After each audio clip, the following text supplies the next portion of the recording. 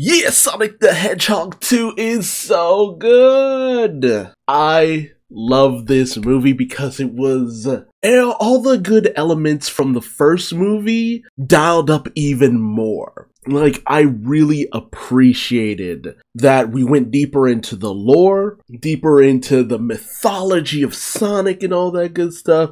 This movie is not a one-to-one to the games, but it gets pretty damn close. You know, we live in a time where the multiverse is a very known thing to most people, so knowing that this is an alternate take on Sonic, it's just like, yes, you can just gotta roll with it. And I love seeing Knuckles, I love seeing Tails, I love seeing Jim Carrey be even more Eggman than before. Honestly, you could have titled this movie Sonic vs. Knuckles, and you wouldn't have been that far off the mark, because Knuckles rules this movie damn near just as much as Sonic. Although, let's be real, Eggman will always be the true villain to Sonic, but the rivalry between Sonic and Knuckles, mwah, this is what has been needed for a good hot minute, to really just show off that Knuckles is Sonic's equal. He's just as dangerous, just as powerful, just as capable. Sonic's character in this movie is going through yet another bit of development. Whereas in the first movie, it was all about his quest for friendship, to not be as lonely as he has been. But in this movie, after a brief talk with James Marsden, it's clear that the message is more along the lines of Sonic taking more of a responsible role for others, taking the mentorship that Tom gave to him and passing it forward to others, being that guiding light that they might need in their lives. Hence, Sonic's relationship to both Tails and Knuckles. Now, Tails in this movie is kind of underplayed to a certain degree, but at the same time, I'm not really that surprised. Tails has always kind of played second fiddle to Sonic. But I think they did a great job of showing how Sonic and Tails kind of become friends, with Tails very much looking up to Sonic, somewhat to a creepy degree depicted in this movie, and Sonic just being impressed by Tails' own ingenuity, his inventions, his technology, and just how capable Tails can really be when he implies himself. It's very much a believe in the me who believes in you kind of situation. Sonic believes in Tails, and that way Tails can believe in himself. Tails has a tendency to undersell himself left, right, and center, and it takes Sonic to just build him up and say, you got this, you can do this, buddy, I believe in you. And I loved how they depicted that relationship. It was a great relationship from start to finish. Now, the interaction with Knuckles, oh dude, so good. Knuckles is a powerhouse,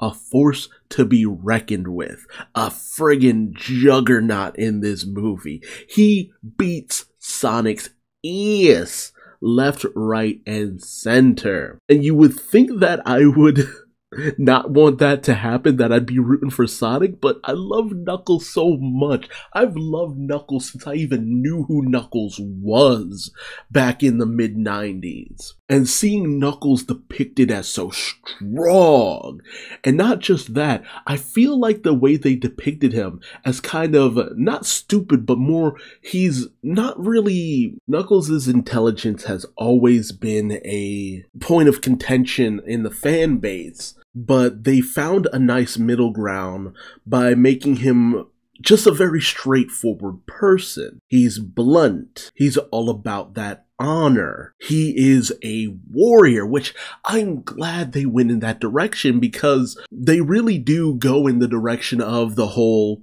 Sonic adventure with the Knuckles tribe and how he comes from a clan of warriors. So honor is everything to him. And I loved how they incorporated the whole situation with Longclaw while the echidnas were hunting her.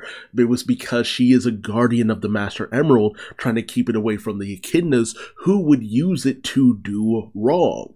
Now, the question I have is, Knuckles says that he's the last of his kind. How did that happen? Because when we see Knuckles' unnamed father, it's very obvious there's at least a small tribe of echidnas. Like, how did he lose his entire tribe? How were they wiped out? Like, a lot of people are just like, man, Longclaw just threw hands and wiped them all out.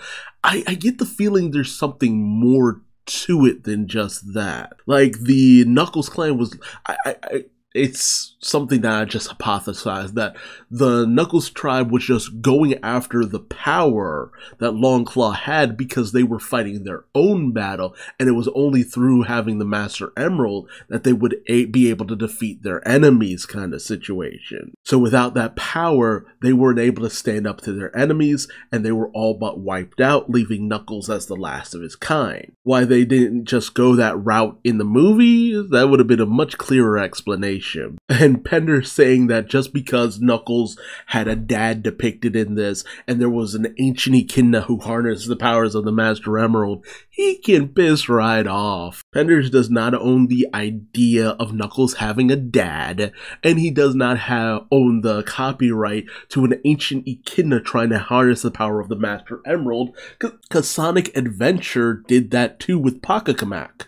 Like, what do you think he was going to try to do? Like, if Penders thought he had any kind of claim to any of this, he could have tried to sue SEGA for Sonic Adventure by now, if that was the route he was going to go down. So that's a non-starter of an argument. But I also love that Tyson has also put in the Easter egg of the owl's ancient language being Babylonian from the Sonic Riders game. I'm just like, yes, I would love it if Longclaw's, Owl Guardians were also an offshoot of the Babylonians, because they also come from another world. Like, there's so much deeper lore here that is just so fantastic. Also, people have talked about whether or not the whole wedding scene was actually necessary. It ran a little long in the tooth for my taste, I will admit. You could have cut that down just a little bit, but I still had fun with it nonetheless.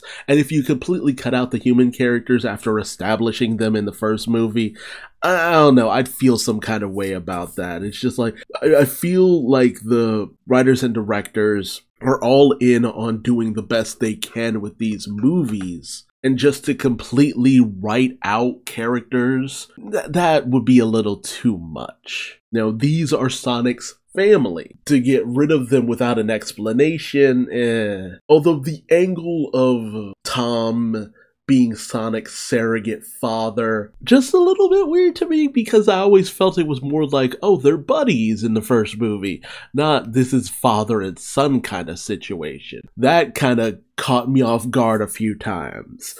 Also, Tika Sumpter is utterly gorgeous as usual. She is a beautiful, gorgeous woman. And the whole sub-story of Rachel marrying a gun agent, that was great.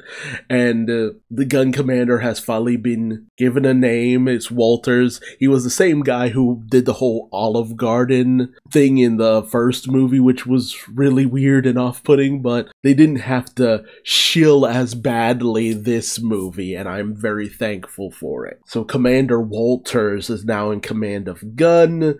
Gun didn't always exist, but it exists now to essentially monitor Sonic and to bring him in if need be. So a lot of people complained about the whole fact that, well, a few people I follow complained about the fact that Gun, tried to take in Sonic, despite the fact that he took down Robotnik last time. But I mean, the military just allowing two people in the middle of nowhere to keep a unchecked, highly powerful alien creature in their care without any supervision, that would be the stupidest thing on the government's part. Them being dubious of Sonic makes a lot of sense to me. And them wanting to get in with the Wachowski family through Maddie's sister Rachel made a lot of sense to me. It gives them an excuse to check in on Sonic or take an interest in Sonic. and them thinking, oh, we'll lock him away at the first sign of trouble, made a bit of sense to me, but it's also because the government and they assholes. So that's just kind of rolled with it. And Natasha Rothwell had some fun scenes here and there. So if we get into a situation where by the third movie, they're all gun agents or gun adjacent agents, honorary gun agents or whatever, I'd be down with it. Ooh, maybe we could get Agent Topaz from Sonic X. That would be pretty cool. Like it's Tom's sister or something. And last but not least, Robotnik.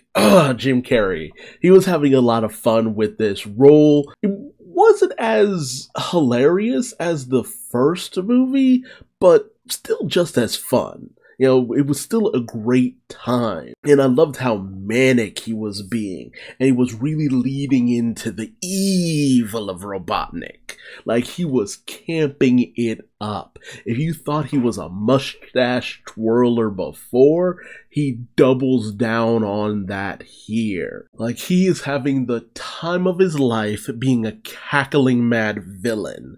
Some of the jokes, here and there, but like he was eating up his performance. But it makes a lot of sense because that's the thing about Robotnik. Like, I love the idea of him becoming more obsessive with Sonic over time. At first he was all about, ooh, this power, you know, I'll capture him for his power, the energy he has, the abilities he exudes, and create even bigger and badder robots, and this, that, and the other.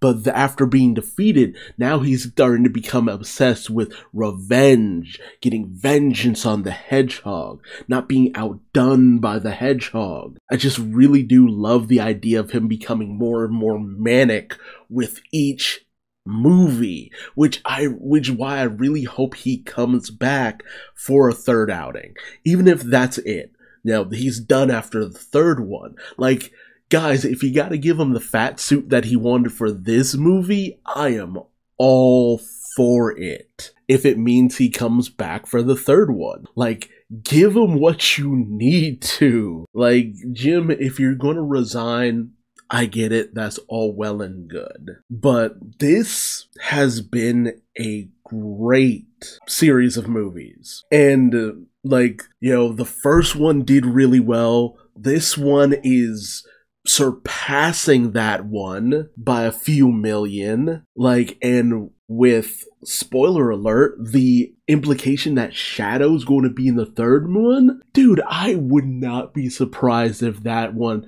the third one, does manage to crack 400 million. Like, if by the time this second movie leaves theaters, if it hasn't hit 400 million, which I don't think it will, but I mean, you never know. But I really do think they can pull it off. I think they can do it. I think they could make a knockout great trilogy. It's not perfect by no stretch of the imagination, but this has been better than it has any right to be. To think that maybe Sonic has been saving up its luck in terms of its movies for these series of movies that have just done so well. Hell yeah, let's do it. I really do hope Jim Carrey returns for a third, or at the very least, with the setup at the end of this movie where, you know, Agent Stone, who, oh my god, Agent Stone is the best. Fabulous character. He's so great. And he's subversive in the fact that for the first time in any series since maybe Grimer, since Sonic the Comic, Eggman has a lackey who is all in on him. And with each movie, his obsession is less and less subtle. If need be, maybe they'll go the route of it be Agent Stone who releases Shadow as a way of trying to honor the Doctor and his legacy. I could see that being the case, but Agent Stone is great when he's playing off of Robotnik. Like, that's the fun part. Now, do I think this series should go past a third movie? Not quite certain. Like, I fully believe that if Jim Carrey wants to retire, I would love it if he only did it after the third movie is done. After that, we can explore other options if they want to do like a fourth, fifth, whatever movie. But I think that might be pushing it a bit if they go past that. And especially because we're getting a Knuckles spin-off series, which I'm kind of questioning. I mean, the fact that Idris Elba is down, I should question that. But I mean, Idris Elba's pretty much down for anything. Like, this guy really just has a ball acting, and I do enjoy that he loves what he does so much. But I'm not sure what they're going to do for a Knuckles series. Maybe better explain how the echidnas got wiped out. Maybe that's what they're going to choose to do. I would love to have something that just does Knuckles justice, and maybe after the third movie, maybe they'll give Shadow his own spin-off series. That would be wild. But the establishment of Shadow, I'm not sure what they're going to do, because with each iteration they do something a little bit different, making it so that the various different zones that Sonic goes through in the games are all different worlds. Yeah, we had the two worlds thing for Sonic for a while there, but now they've kind of made it into multiple alternate worlds. And then you had the whole thing of Tails. The way he meets Sonic is very different. The way Knuckles' backstory is depicted is very different. The whole thing about the Master Emerald and the Chaos Emeralds is very different. So I wouldn't be surprised if they make some changes to Shadow's overall backstory without changing his core too much, just getting the general plot beats. But, you know, you can kind of alter around Tails, Sonic, Knuckles. That they've had their backstories altered before. That's nothing really new. Like from Sad AM to Adventures of Sonic the Hedgehog to Sonic Underground to Sonic X to Sonic Boom, they've had very drastic changes previously. But Shadow? Shadow has been, I don't want to say fairly consistent because they've changed around his personality a bunch here and there.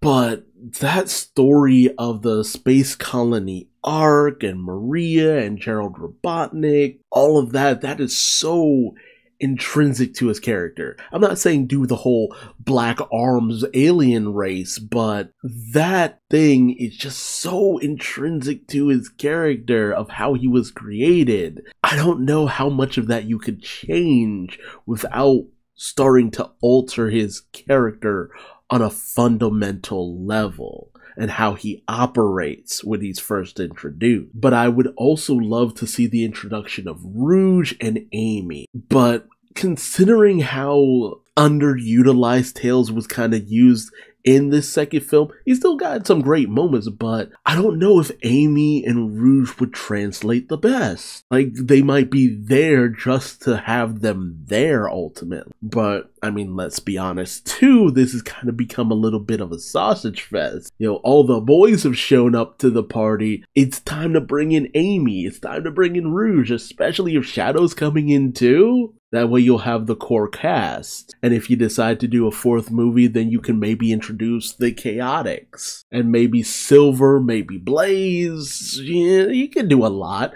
And you don't necessarily need Robotnik for some of those storylines because, you know, in some of those situations, he's kind of underutilized already.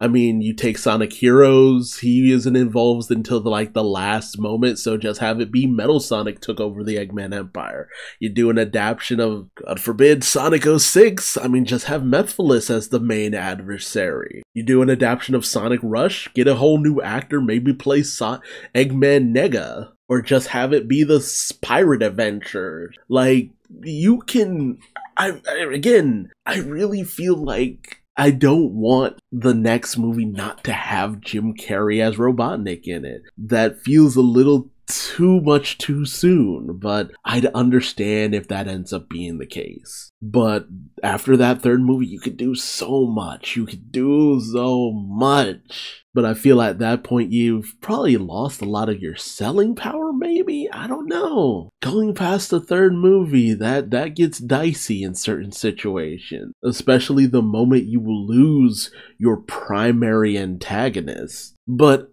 I'm just delighted I can talk about all of this and suggest going past a third movie, having a fourth, fifth, sixth, or whatever, and multiple spin-offs because these first two movies have done so well. They aren't the highest form of art, but they're fun. They're so fun. Labyrinth Zone, the various different nods to levels and various bits of Sonic lore, like just the great fun elements that we've had. The fight between Sonic and Knuckles was fantastic. They didn't make Knuckles a scrub. He was a force to be reckoned with. And it was a situation where Knuckles one-up Sonic, Sonic one-up Knuckles. Neither one came out looking like a scrub. So, I mean, yeah, if this is the same team working on the third movie, it's gonna be great. It's gonna be absolutely fantastic. Bring back the same writing staff, bring back the same director,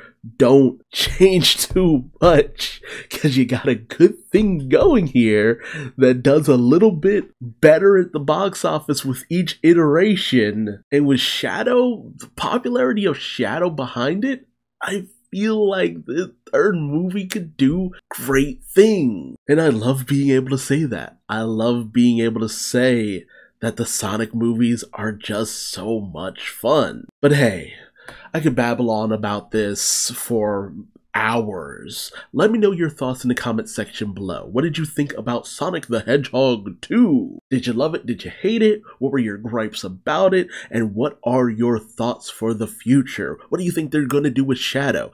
Do you think Amy and Rouge will appear? Do you think Jim Carrey can be brought back in? Is it really just going to take him being able to wear a fat suit like he wanted to for this second movie? What do you think about the Knuckles spin-off series? Let me know that and more in the comment section below. If you like this video, feel free to subscribe so you don't miss out on the next one. And until then, I've been Duuz-Diz-Din, and I hope to see you later. Till then, bye-bye!